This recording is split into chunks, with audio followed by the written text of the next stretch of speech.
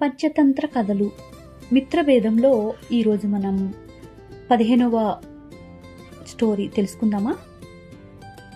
చిన్న నక్క మహారాజా నిజం తెలుసుకోక అదేదో జంతువు అని భయపడి ఆ ప్రాంతాన్ని వదిలి పారిపోతే చేజిక్కిన ఆహారం కూడా ఆ నక్క పోగొట్టుకునేదే కదా. కాబట్టి శబ్దం విన్న మాత్రాన భయపడటం మంచివారి లక్షణం కాదు. మీరిక్కడే ఉండండి, నేనిప్పుడే వెళ్ళి అదేమిటో తెలుసుకుని వస్తాను అని అన్నయ్య వద్దకు వెళ్లి విషయమంతా చెప్పింది ఆ చిన్న నక్క. ఆ నక్క అన్నయ్య ఏమో తమ్ముడు చెప్పిన మాటలు విని, అరే పరాధికారం పైన వేసుకుంటున్నావు, నీలాగే ఒక కుక్క చెయ్యాల్సిన పని గాడిద చేసి చాలా తన్నులు తిని చచ్చిపోయింది. ఆ కథ నీకు చెప్తాను విను అంటూ ఆ కథ చెప్పటం ప్రారంభించాడు. అనగనగా ఒక ఊరిలో ఒక చాకలి ఉండేవాడు. అతడు ఒక గాడిదని కుక్కని పెంచుకుంటున్నాడు. గాడిద ప్రతిరోజు ఆ చాకలి వాడి బట్టలు తీసుకుని చాకిరేవుకి వెళ్లి బట్టలన్నీ కష్టపడి మోస్తుండేది. అందువలన ఆ చాకలివాడు గాడిద ప్రతిరోజు అంతగా కష్టపడుతుంది కాబట్టి ఆ కష్టాన్ని గమనించాడు. కుక్క కంటే ఎక్కువగా గాడిదకే బలముండాలి అని, తను బలంగా ఉంటేనే కదా నా పనులన్నీ సాగేది అనుకుని దానికి ఎక్కువ తిండి పెడుతూ ఉండేవాడు.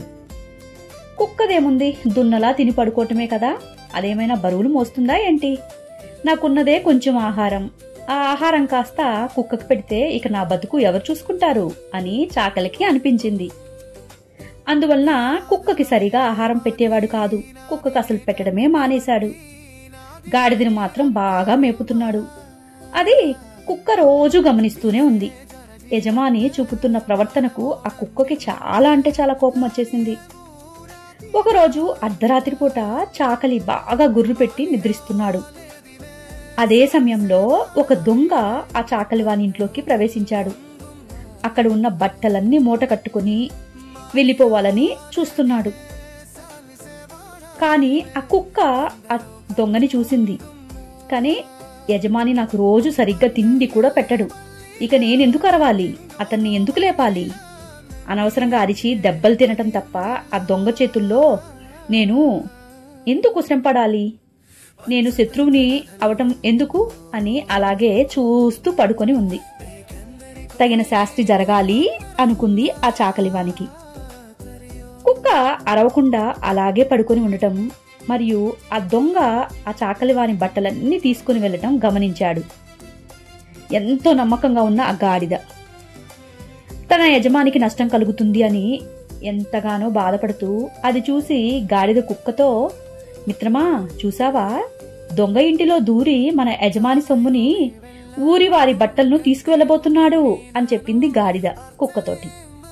ఆ మాటలు వినిన కుక్క, హా నేనెప్పుడో చూశానులే, కానీ నా కడుపు నిండా తిండి కూడా పెట్టకుండా మాడుస్తున్న మన యజమానికి తగిన శాస్తి జరగాలి, అందుకే నేను మొరగను అని చెప్పింది. ఆ మాటలు విని వెంటనే ఆ గాడిద, నీవు మోసగాడివి, అలా యజమాని ఆపదలో ఉన్నప్పుడు తనకి నీవు ఇలా మోసం చేయటం మంచిది కాదు. నువ్విలా చేయటం వల్ల తన బట్టలు పోవటమే కాదు, ఊరి వాళ్ళ బట్టలు కూడా పోయినందుకు రేపు మన యజమాని అందరి ముందు తలదించుకోవాల్సి వస్తుంది. అలా తలదించుకుని నిలబడితే మనమే కదా బాధపడతాం. నువ్వు తప్పకుండా ఇప్పుడు పెద్దగా మురిగి మన యజమానిని లేపు, దయచేసి లేపు అని ఎంతగానో బతిమలాడింది ఆ గాడిద. కాని ఆ కుక్క, నీ పని నువ్వు చూసుకుని నోరు మూసుకుని పడుకో, మన యజమానికి ఇది జరగాల్సిందే, నన్ను పెంచుకుంటానని తీసుకొచ్చి వీడింట్లో పడేసి రోజు కూడా కొంచెం కూడా తిండి పెట్టకుండా ఉన్నాడు అని అలాగే పడుకొని ఉంది తిట్టేసి. గాడిదకు ఆ కుక్క మాటలు చాలా కోపాన్ని తెప్పించాయి. సరే, నువ్వెంత చెప్పినా మొరగనంటున్నావు కదా, నీ పని నేను చేయలేననుకుంటున్నావా ఏంటి, నాకు కూడా నోరుంది, నేను అరవగలను, చూడు మన యజమాన్ని మేలు కొలిపి దొంగను పట్టుకునేలా చేస్తాను అని చెప్పి పెద్దగా ఓండ్రు పెట్టింది. అప్పటికే ఆ దొంగ చేతికి చిక్కిన సొమ్మును పట్టుకుని బట్టల మూట తీసుకుని పోవటానికి సిద్ధంగా ఉన్నాడు. ఇక ఆ గాడిద అరుపు విని పరిగెత్తుకుపోయాడు. రోజంతా రెక్కలు నొప్పులు పుట్టేలాగా బట్టలుతికి బడలికతో గుర్రు పెట్టి నిద్రిస్తున్న చాకలి బయట గాడిద అలా బోండ్రు పెట్టి పెద్దగా అరుస్తూ ఉండటం వల్ల తనకు నిద్ర మెలకు వచ్చిందని, దీనికి ఏం పని పాటలేదు, ఇలా రాత్రిపూట అరుస్తూ కూర్చుంది, నా నిద్ర కాస్త చెడిపోయింది, ఇలా నిద్రపోతే రేపొద్దున మరలా నేను ఎలా పనికి వెళ్ళగలను అనుకుంటూ తనకు నిద్రాభంగం కలిగించినందుకు కోపంతో లేచి ఆ గాడిదను పక్కనే ఉన్న పెద్ద కర్ర తీసుకొని బాదాడు, చావబాదాడు. ఆ దెబ్బలకి పాపం గాడిద మరణించింది. కాబట్టి పరాధికారం పైన వేసుకుని రాజోద్యోగులెవరో చేయాల్సిన పనిని నీవు నిర్వర్తించటం మంచిది కాదు తమ్ముడు. నాకైతే అస్సలు నచ్చలేదు నువ్వు చేసే పని అని చెప్పింది ఆ అన్న నక్క. నీవు నా తమ్ముడివి కాబట్టి చెప్తున్నాను, తర్వాత నీ ఇష్టం అని చెప్పగానే అన్నయ్య అంతగా చెప్పిన మాటలు కూడా పెడచెవిని పెట్టాడు తమ్ముడు. ఎంతగానో బలవంతం పెట్టి అన్నని కూడా తీసుకుని పోయి ఎద్దు దగ్గరికి వెళ్లాలని నిర్ణయించుకున్నాడు. ఇప్పుడు ఏం జరగబోతుందో తర్వాత ఎపిసోడ్లో తెలుసుకుందామా మనం. మరియు అన్ననక్క చెప్పినట్లే నిజమే కదా, ఎవరు చేయవలసిన పనులు వాళ్లే చెయ్యాలి కదా. అలా కాకుండా ఇంకొకరు చేయాల్సిన పని మనం చేద్దాము అని చెయ్యబోయాము అంటే ఆ గాడిదకి ఏమైందో మనకు కూడా అదే పరిస్థితి రావచ్చు. కనుక వేరొకరు చేయాల్సిన పనిని మీ నెత్తిని వేసుకుని ఎప్పుడూ అనవసరమైన విషయంలో జోక్యం చేసుకోకండి. మీ విషయం ఏదో, మీ కర్తవ్యం ఏదో అదే చెయ్యండి. అప్పుడే మీకు గౌరవం కూడా ఉంటుంది. అలా కాకుండా వేరొకరు చేయాల్సిన పనిని మనం చేయటం వల్ల మనం అందరి ముందు తలదించుకోవాల్సి వచ్చిన పరిస్థితి కూడా వస్తుంది. ఈ కథలోని నీతి విష్ణు శర్మ గారు ఏం చెప్పాలి అనుకున్నారో మీకు అర్థమయ్యే ఉంటుంది కదా. మన కర్తవ్యం మాత్రమే మనం నిర్వర్తించాలి, అనవసరమైన వాటి జోలికి మనం వెళ్ళకూడదు అని.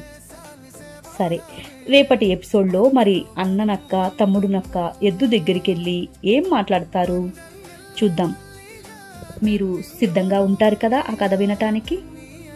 ఇప్పటి వరకు Shashank music me and you స్టూడియోని మీరు ఆదరిస్తున్నందుకు చాలా థ్యాంక్ యూ. ఇక మీదటి కూడా నా ఛానల్కి సపోర్ట్ చేస్తారని నమ్ముతున్నాను. ఒకవేళ మీరు సబ్స్క్రైబ్ చేసుకోకపోతే చేసుకోగలరు. ఆల్రెడీ చేసుకుని ఉంటే మీ ఫ్రెండ్స్కి కూడా షేర్ చేయగలరు. మీరు చేసే ఒక చిన్న షేర్ రోజుకి ఒకరిద్దరినైనా నాకు సబ్స్క్రైబర్స్ పెరిగేలా చేస్తుంది. చేస్తారు కదా. సరే, ఇక ఉంటాను. ఈరోజు విజయదశమి శుభాకాంక్షలు మీకు. అందరూ పండుగని మంచిగా జరుపుకుంటారని ఆశిస్తున్నాను. బాయ్.